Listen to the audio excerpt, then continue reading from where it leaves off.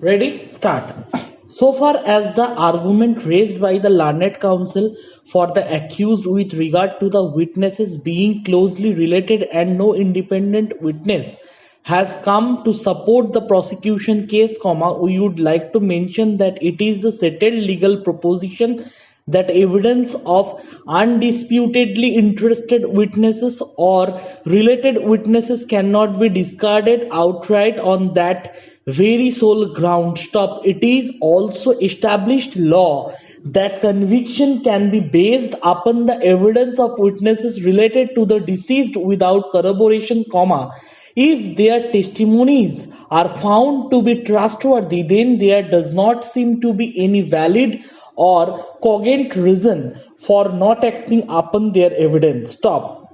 Because of their relationship, they cannot be considered to be inclined to spare the real culprits or falsely involve the accused person. Stop. Applying the above legal proposition, we find in the present case that at the time of incident of murder, no such person except these three prosecution witnesses, PW1 to PW3, had reached the place of occurrence. Stop. The incident happened in the early hours of the morning. Stop. There seems to be no marked movement. Stop. Therefore, the question of withholding independent witnesses from the side of the prosecution does not arise. Stop. Perusal of the lower court records reveals that there is no doubt about the relationship between the prosecution witnesses. Stop. As per their statements, all the three witnesses were closely related.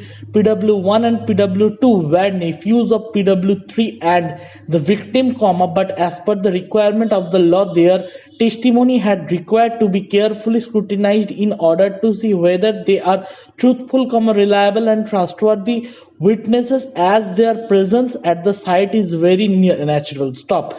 The submission of the learned counsel for the accused with regard to the presence of the witnesses, we have carefully examined the statement given before the trial court. Stop. PW1 Jamuna stated in his statement that at the time of the incident he was present near the well and another witness Balado was also standing nearby from that place. Stop. Consequently, the ocular version of these witnesses inspires confidence. Stop.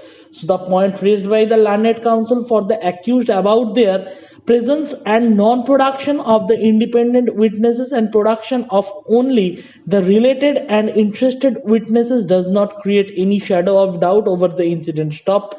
Therefore, we hold that the argument raised by the accused counsel on this score has no substance. The next point of contradiction raised by the learned counsel for the defense is with regard to the number of injuries. Stop.